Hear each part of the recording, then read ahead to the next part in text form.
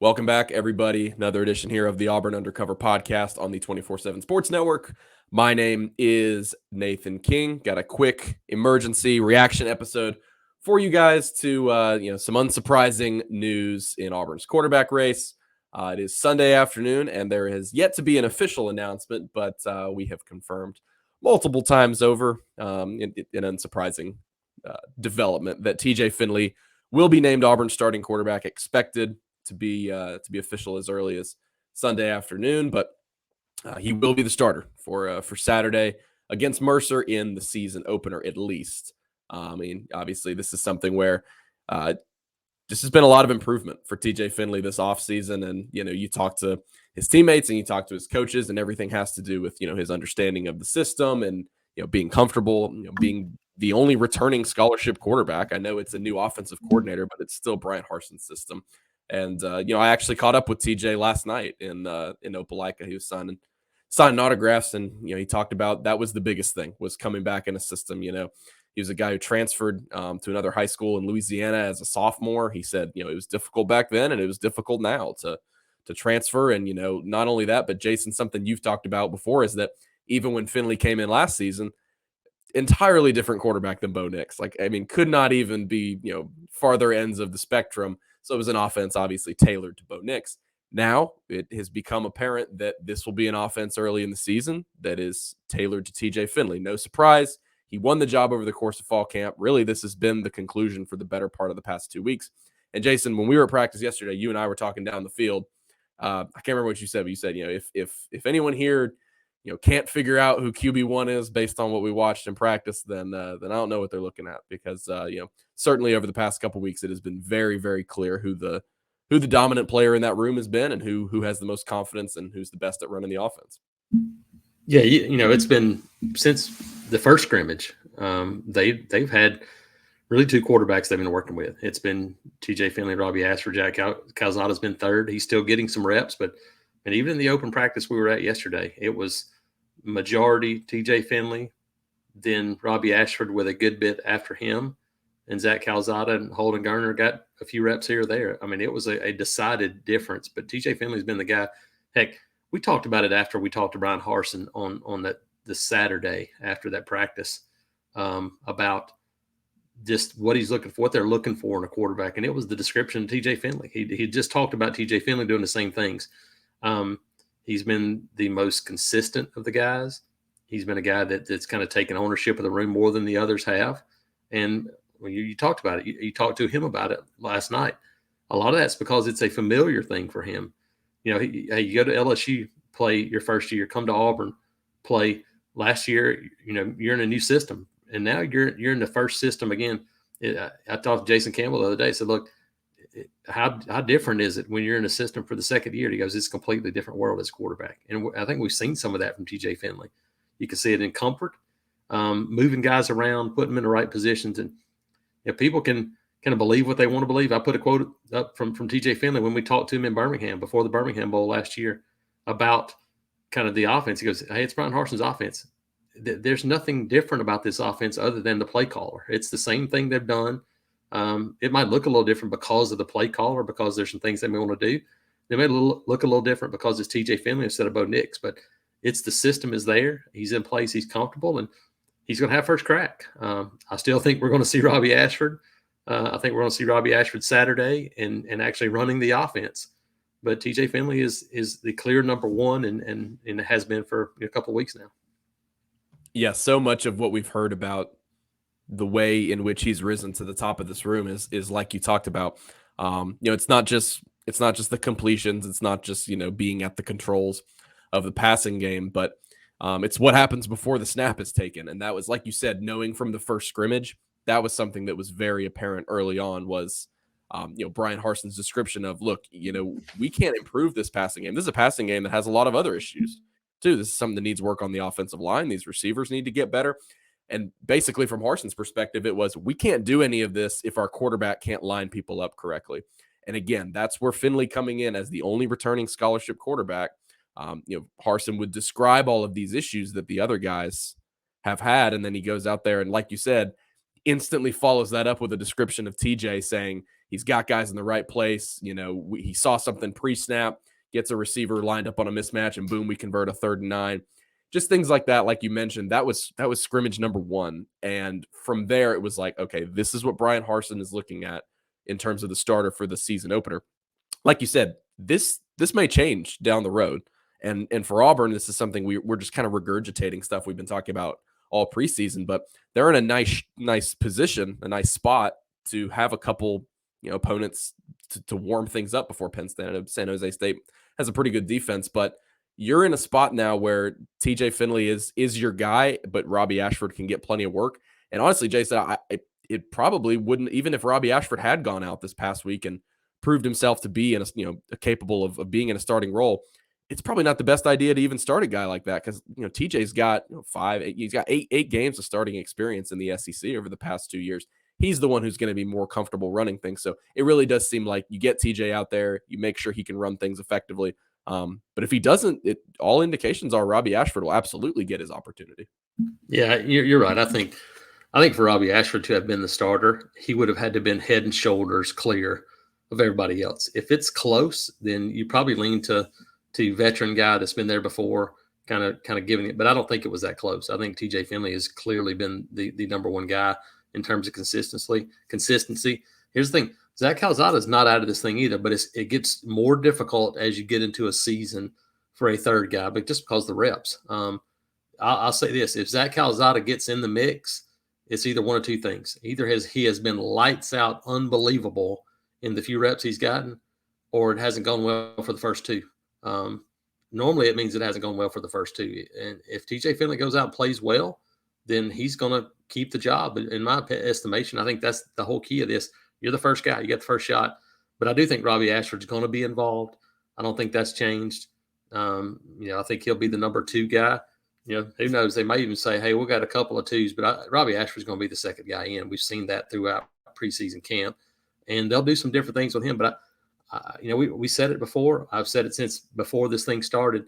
I thought we'd see multiple quarterbacks in the first game. That hasn't changed with TJ Finley winning a job. I still think we're going to see Robby Ashford. And I still think this is one that is an ongoing battle, because now you got to go hold it. This isn't a 3-year starter that's, he won the competition. Now TJ Finley's got to go out and earn it, even though he'll be the first guy that gets that crack.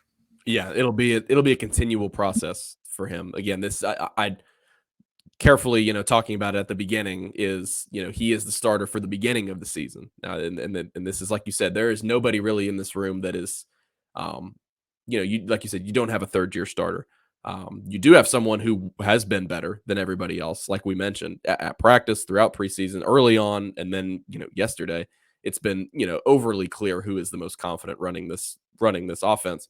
Got a couple comments on here on Facebook talking about Harsin brings in a couple transfers and still goes with the original guy. Now I think maybe that gives us an opportunity here to touch on Zach Calzada.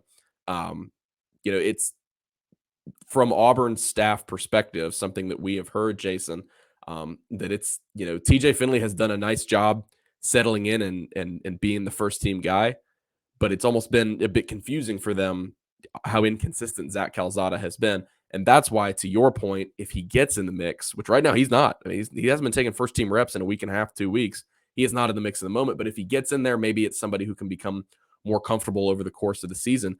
But as of right now, he's the 3rd quarterback, mainly because what we've heard from coaches and people around the program, his inconsistency has been a bit maddening for them throughout fall camp. Yeah, and I think it's a little to be expected. He was in the spring, and so it gave him a chance to learn the offense. But you're going to be rusty. I do not think it's an injury situation still. Maybe it's something that might crop up, but he's thrown the ball well. It's not arm strength. I mean, all summer, all we saw were videos of him and throwing the ball and how good he was throwing it. It's not arm strength and throwing the ball. It's rustiness from reps. It's learning a new offense, and it's just been inconsistencies. And frankly, those are things that he had issues with last year. I mean, he did start 10 games for Texas A&M. Yes, they did beat Alabama and Auburn, but they did lose 4 games. And so there were inconsistencies, even though he was the starting quarterback at Texas A&M. Those are still things that he's dealing with. And that was the biggest issue in this camp is, how can you clean those things up? because the arm talent's there, the physical skills are there, but you also have to do other things at quarterback, and especially in this system, they're looking for that quarterback to do a whole lot of things pre-snap, get guys in the right position, do some checks. We saw a little bit of that last year. In year 2, you'd expect to be able to do more of those things in year 2 of an offense, and TJ Finley gives you a chance to do that now. Like, again, keep coming back to the same thing. You got to go out and earn it and do it. And Nathan, something you mentioned earlier, it's more than just a quarterback. I've been saying this for a while now. Who the quarterback is, to me, I won't say it doesn't matter, but if this team can't go out and do the other things around the quarterback, if they can't run the football, if they can't do those things, if they can't make explosive plays, and talk to a couple of coaches, guys in the high school ranks, guys that played college football, and one of those is a defensive guy, and he said the same thing. He's like the hardest thing to defend and the most worrisome part of an offense is having receivers that can catch a short ball and take it the distance. That we've been talking about, Auburn hasn't had that in quite a while. Can they find those guys to help? All that stuff makes TJ Finley's job, Robby Ashford's job, Zach Calzada, whoever. It makes that job much easier. That's made it more difficult the last few years, and Auburn has to do those things around the quarterback, or it really doesn't matter who that guy is. Yeah, and this is an offense. We talked about it a couple shows ago, but at this point, it's pretty unquestionable that it's, in your best case scenario. I understand Robby Ashford, has a high ceiling in terms of his athleticism, and maybe Zach Calzada obviously showed you more than TJ Finley did last year. But at this point, you're talking about the way this offense is tailored, like you mentioned, Jason, needing to run the ball. This is a system that you look at Brian Harsin and what he's liked to do in the past. It was TJ Finley and Zach Calzada who made the most sense in terms of that, true pocket passer. Something that TJ talked to me about yesterday was, a big thing in year 1 for him was when he was thrown into the mix, being the starter for the last few games, even against Georgia State. He was just trying to do a little bit of everything he felt like he needed to do to win the game. So in the offseason, he kind of took a step back and said, what am I best at? I just want to be consistent at what I'm good at. I want the coaches to know what I'm good at. At the moment, it seems like that's being an accurate quarterback within the pocket. And I mean, that's something that, Brian Harsin in the past hasn't had a bunch of scramblers, hasn't had a bunch of dual threat guys. At the same time, though, Jason, something we noted yesterday was, and then TJ followed it up a few hours later talking about it. He's a better athlete this offseason. He's lost about 7-8 pounds. He said he's been doing a lot of yoga, a lot of stretching to become more flexible, not only scrambling, but also in the pocket. So maybe that element of things, and we heard that from a guy like Marcus Harris, was a guy who told us, look, he's faster than he was last year. So I say all that to kind of touch on these comments I'm seeing on the side. There's one that says, how do y'all know Harsin hasn't developed, TJ? You go back to when Harsin was hired, everyone finally, and I understand people burned by Gus Malzahn in the past and then kind of the inability for quarterbacks to take the next step. But everyone wanted to herald Harsin as a quarterback developer. Well, now you've got a guy that was his guy. He went out and got him from LSU. It was absolutely his pickup in terms of a transfer recruitment. And he had a full offseason with him. So, it's kind of the rubber meets the road now for a quarterback whisperer, quarterback developer. It makes a lot of sense why Harsin would say, look, it's so important for them to win games this season or else he's gone, for him to go with a guy that he feels like can run his style of offense in the best way. Yeah, and I think that's part. We've been saying, I think he has developed.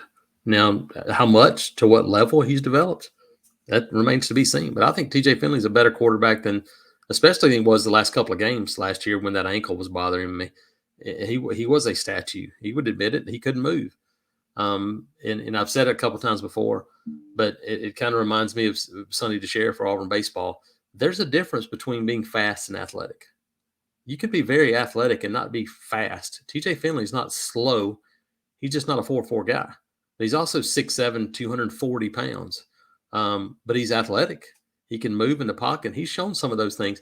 He's not going to be a guy that's going to rush for 100 yards, but you don't need him to be that guy. But you need him to be able to get out of the pocket every once in a while.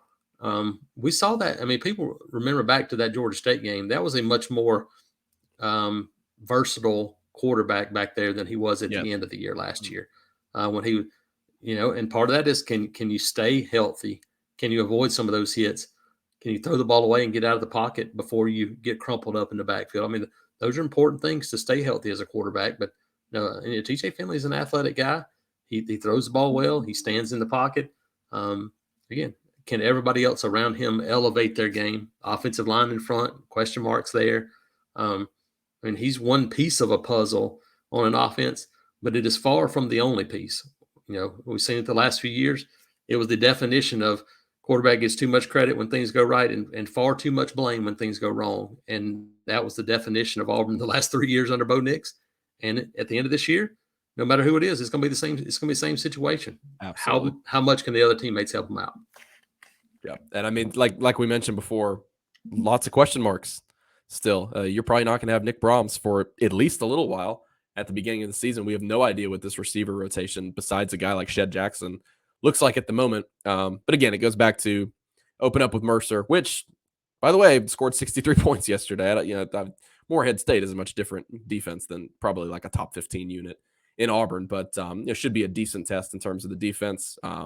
We'll see. I like you said, we're absolutely going to see TJ and Robby in this first game. And so, anyway, unsurprising announcement. Well, haven't had an official announcement yet, but unsurprising confirmation today on Sunday that TJ Finley will start the season opener for Auburn. I would expect, again, this to be something where they're looking at it pretty heavily in these first couple games.